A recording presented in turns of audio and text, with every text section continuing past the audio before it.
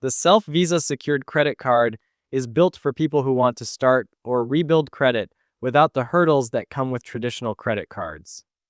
There is no hard credit check to apply, so your score will not take a hit, and approval is much easier for those with poor or no credit history.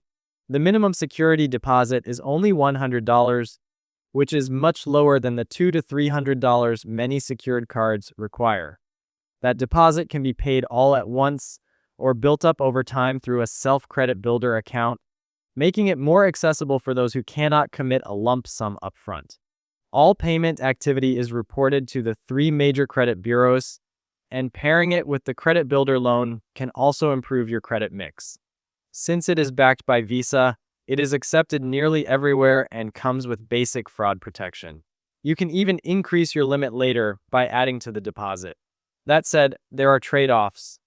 After the first year, there is a $25 annual fee, and unlike some competitors, there are no rewards for purchases.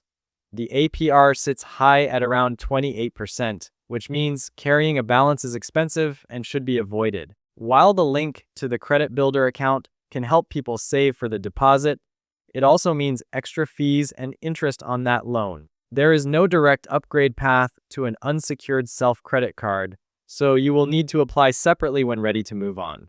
Some customers report slow card delivery, mixed experiences with customer service, and frustration when closing accounts. Overall, the Self-Visa secured credit card is useful for those starting from scratch, recovering from past credit mistakes, or who need a lower entry point for a secured card deposit. Consistent on-time payments can help lift your score over time, but the high APR, lack of rewards, and annual fee mean it is best used as a short-term credit building tool rather than a long-term spending solution. The benefits are real if you are disciplined, but mismanaging them can quickly turn those benefits into setbacks.